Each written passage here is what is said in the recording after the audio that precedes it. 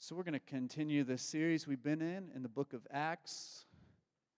And it's so far been great. We're in sermon number 14 in Acts, and we've got a lot to go. So I'm really excited to keep moving on through this book. There's just so much rich and challenging and meaningful stuff in the book of Acts. And the book of Acts is ultimately about God's Spirit, and God's Spirit continuing the work of Jesus in our world even today. So today we're going to get into some interesting stuff, and a lot of what I'm going to share comes from a book I've been reading about Acts by a guy named Willie James Jennings.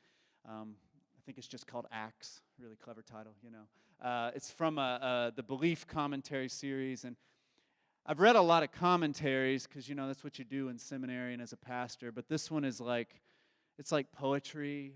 It's just so beautiful, and his insights are so profound.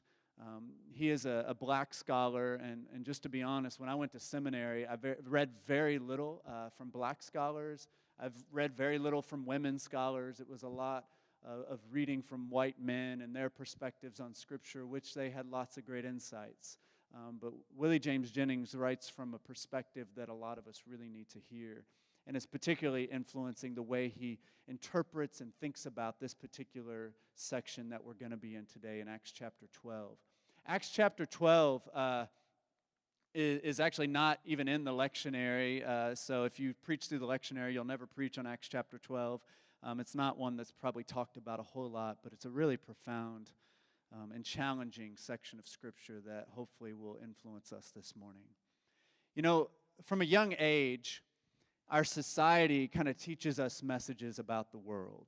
There's lots of messages we learn as we grow up in this society, but one in particular that our society teaches us is that there are good people and that there are bad people.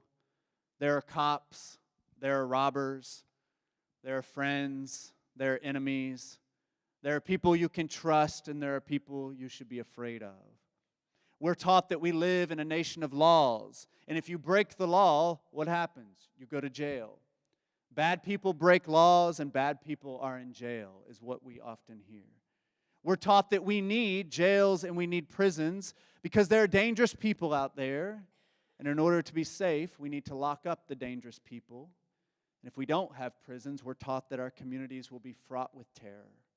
In the 90s, there was this big talk from politicians about even super predators that are prowling our streets and in our communities. And the only solution is incarceration. I remember taking a criminal justice class in high school.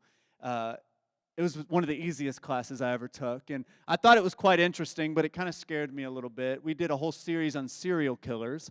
Not sure why that was something we needed to do, looking back. Watched lots of videos and studied Jeffrey Dahmer and all these, Ted Bundy, all these really scary people. And we studied the lives of these violent and dangerous folks. I watched movies and TV shows that depicted prisons as places full of the worst of humanity. I remember this movie Con Air, I think it was called, and it was like this plane had the most scary individuals you could ever imagine. The plane wrecks, and then it's like, what's going to happen, you know, because some of them survived, you know. Just so terrifying. I unconsciously grew more and more and more terrified of prison. Not because of the guards or the wardens or the judges or the prosecutors, but because of the scary, dangerous, evil people that I thought were behind bars. You may not know this, but prisons are all over the book of Acts. Willie James Jennings says, just as we never leave the presence of the Spirit in Luke's narrative, we never leave sight of the prison. The story of Acts, though, tells a very different story. It's a very different narrative than what we're told in our society. Because in Acts, the ones who have the lust for violence are not the inmates described in the prison cells, but it's the wardens, it's the guards, it's the kings, and the other authorities who benefit from the business of keeping people locked up.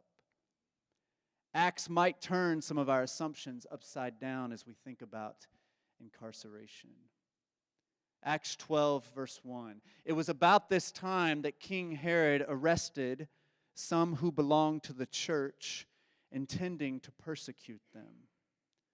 So we start off in Acts 12 with arresting lots of people and putting them in jail. King Herod was like many other kings during the time. There were actually a few Herods, and they all had some similar qualities. An insecure king who would do anything to hold on to power. He felt threatened by the early Christians for whatever reason, and so he decided to use his power, or abuse his power, you could argue, to instill fear in these early Christians. He was a king that had little accountability, and he could kind of do whatever he wanted. Perhaps he wanted to send a message to those who might stir up trouble. I am king, and I have power over you.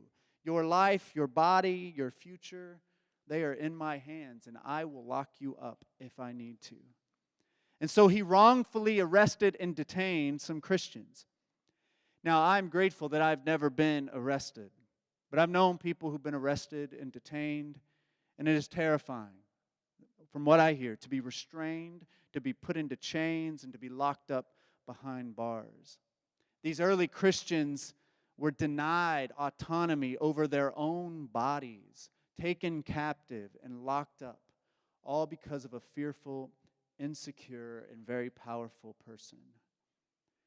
Acts 12:2, Herod had James, also the brother of John, put to death with the sword. Chapter 12 starts off very grim, right? He's arresting all these people to persecute them, and then he actually puts one of them to death. This is not James, the brother of Jesus, but a different James. We see here that the violence has escalated very quickly. Herod, thinking he had the power to determine life and death for his people, he took the life of James.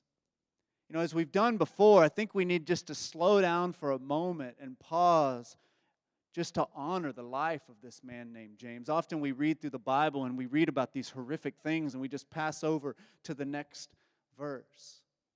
But I think the blood of all the innocent folks who have been wrongfully killed by the state, they still cry out today, demanding justice and accountability and change. And James, I think, is still speaking to us today through his life and the fact that it was wrongfully taken from him. We move on. When he saw that this met with approval among the Jews, he proceeded to seize Peter also. This happened during the festival of unleavened bread. This is really disturbing. This action of arresting these innocent people and then taking the life of an innocent man was met with approval among the religious and political leaders. When we read Jews in this story, we need to understand he's not talking about all the Jews. They were Jews themselves, the ones that were being arrested, but really talking about these political and religious leaders. This injustice, this tragedy, this devastating loss of life was met with approval.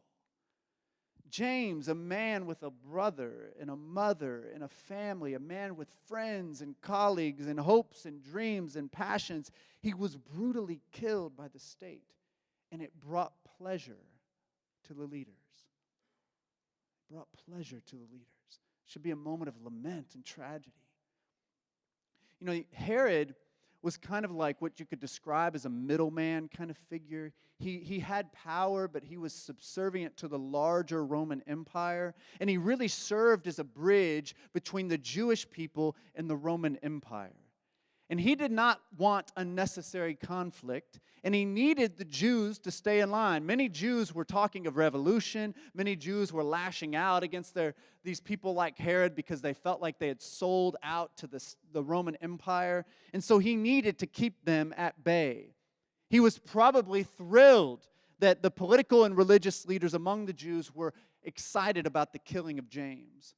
And so in order to bring these folks more pleasure, he proceeded to go out and arrest Peter, one of the leaders of the early church. He's probably like, well, they like the fact I arrested all these people and killed James, so I'll go get one of their leaders. And this will probably make them real happy. And I'll even do it right around their festival time so that they'll just go home and they'll tell of all the things Herod did to protect them from this growing group of Christians.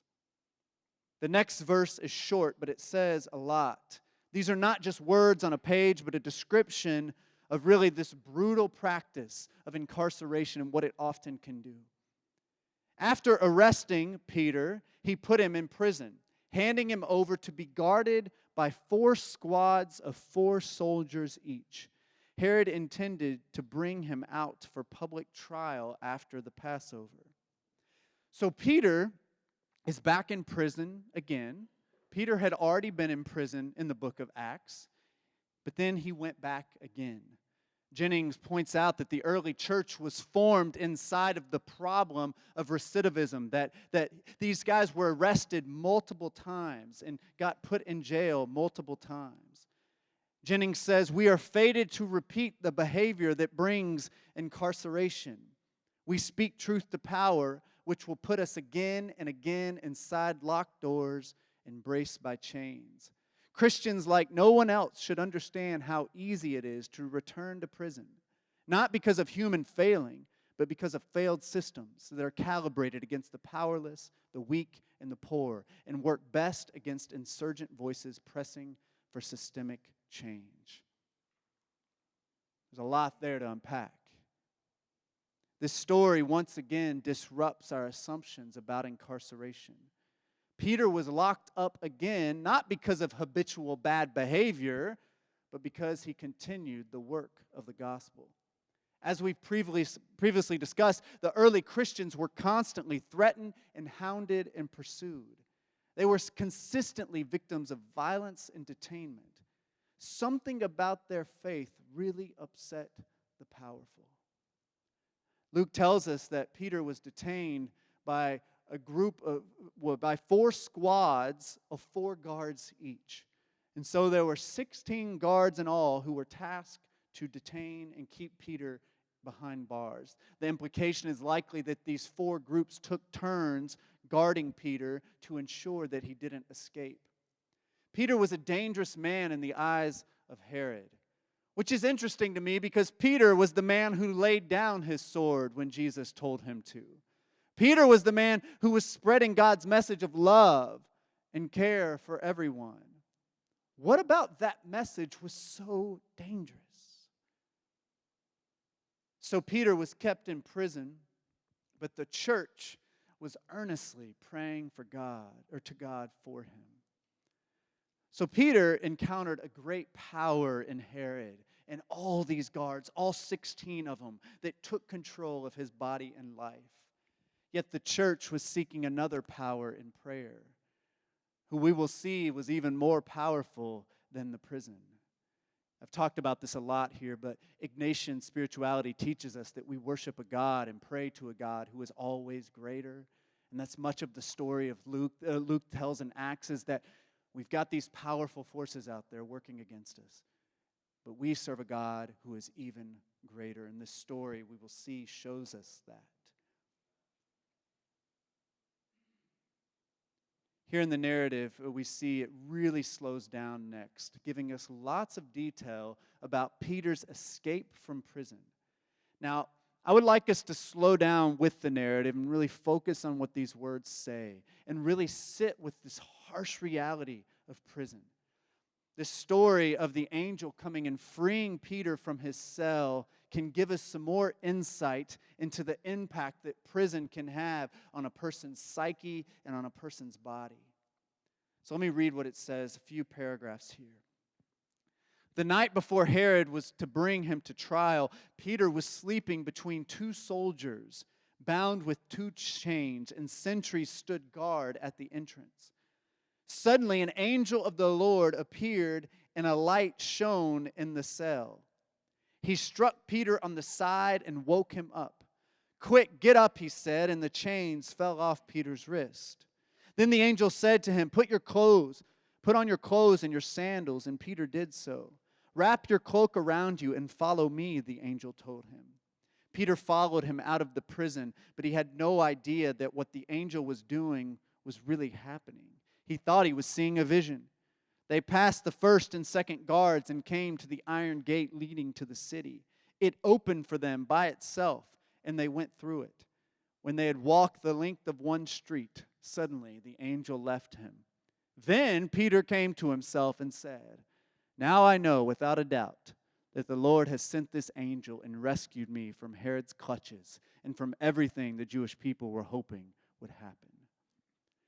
There are many details that are given in this story. It's really interesting. Luke sometimes jumps over things very quickly, but he tells us a lot about this escape and what had to happen to set Peter free from the chains that were holding him down. In this story, we read here that Peter really had completely lost any bodily autonomy he had. He was forced to sleep between two guards bound by two chains. There were even more guards guarding the door. I mean, this is maximum security, total captivity. Most of us, if not all of us in this room, have no idea what this would feel like. But Luke helps us understand a little bit about what imprisonment can do to a person. The angel does three things in this story. First, the angel says, brought and shone a great light into the cell. Light exposing the darkness of that cell. You know, one of the reasons that prisons can thrive and exist in our society is because they often operate in the veil of darkness. Prisons are usually off the beaten path, and there's little oversight or accountability to the public. When you read stories about what life is like in some of these places, it is awful and inhumane and downright evil. Yet we don't hear anything about this often. Yet when the angel shows up, the angel shines light into the darkness, into the horror of that captivity, exposing what was really going on. So the light was the first thing. The second thing is the angel woke Peter up. Jennings points out that imprisonment has a way of strangling the senses and draining the life and joy from a person. People in captivity can become kind of like the walking dead. And the angel needed to wake Peter up, had to hit him in his side, even strike him to wake him up, so he would become alert and could become alive once again. It took Peter a bit to wake up, but for the most of the time, Peter thought he was even dreaming because he probably couldn't imagine life outside of this detainment that he was experiencing. And he did not fully come alive and realize what was going on until he had already walked down a street and the angel had left him. The third thing the angel did is attend to Peter's body. Peter's clothes were stripped from him in an effort to shame and humiliate and dehumanize. Yet here, we find the angel dressing Peter and helping Peter get back to himself before he got into this situation. Jennings says this, I'll read his words because he says it better than I could. Nothing speaks of dehumanization more than the stripping away of familiar clothing, the exposing of body to nakedness and shame, and the donning of garments that remind the prisoner of a suspended identity and loss of story. But here the angel demands Peter dress himself for the journey and prepare himself for freedom. The angel tells Peter to put on his clothing and take back his life. Again, God frees and God prepares Peter for freedom. And we must do the same with those we seek to liberate. You know, throughout this series, we've been asking the question, what is the Spirit of God doing in this story? Like, what is the Spirit of God up to in this story? And in this story, what happens is the Spirit of God literally freed someone from prison. You know, we sing songs, and we did this morning about being set free. But we often don't think of actually being set free from captivity. Though I imagine people who are locked up would sing these songs a bit differently. We see multiple times in Acts the Spirit setting people free from captivity. In Acts, we see the church closely associated with the prison. And I wonder what this means for us today as followers of Jesus. Are we going to purely spiritualize all this stuff? Or are we going to ask the question, what does this mean for us today? What should our relationship to the prison be today? I wonder if the Spirit of God in Acts is revealing to us something about God's heart. That God maybe doesn't want people in captivity. In 2 Corinthians, we read, where the Spirit of the Lord is, there is freedom. Like Peter, Paul was also imprisoned and was also set free by the Spirit. I wonder if those words in 2 Corinthians take on a different meaning for us when we think about the fact that Paul was literally put in prison, and the Spirit of God set him free. Where the Spirit of the Lord is, there is freedom. I wonder how this can speak to our current moment when America has more people locked up than any country in the history of our entire world. This is a fact. I asked you all a few weeks ago if you believe the Spirit of God is still moving today. I asked on Monday night, and people shouted, "Yes, He is. The Spirit of God is moving." And Sunday morning, y'all nodded your heads, and you didn't say. I saw some of y'all were saying, "Yeah, Spirit's moving today." I believe that we're called to discern how the Spirit is moving today, and then get on board with what the Spirit is up to. Because if the Spirit's still moving today, the Spirit is still asking us to join the Spirit in the Spirit's work, to continue the work of Jesus today. And I wonder what this means for us today. If the Spirit of God is working still today to set people free from captivity, then in order to follow the Spirit, I think we ought to ask how we can join the Spirit in the Spirit's work to set people free from captivity today. And I don't have any answers for you all this morning. I just want y'all to think about this. For those of you who like to read, I have some books to recommend to you all that deal with the injustice of our kind of system of incarceration in America. And there are people working to reform this and really try to seek some change so that there actually is more justice in our justice system. I encourage y'all to start with Brian Stevenson's book, Just Mercy. Has anybody read this book? It's a beautiful book. There's a movie, so if y'all don't like to read, y'all can watch the movie first. Then maybe it'll inspire. The book's better than the movie. It always is. But it's a profound book of his story with working with people on death row. And he also talks about a lot of the implications of poverty and how so many people who are locked up today are locked up because they're poor, not because they've really done anything worse than anybody else.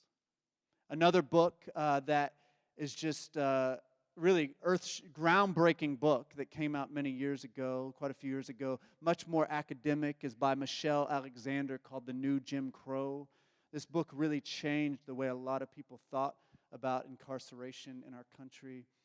Really points out the reality that a lot of people who are locked up are there just because they deal with drug addiction, and that's why they're in jail. And many of those folks are people of color. A lot of that war on drugs just really devastated communities of color all across our nation. And she talks about the history of all this. Such a profound and important book.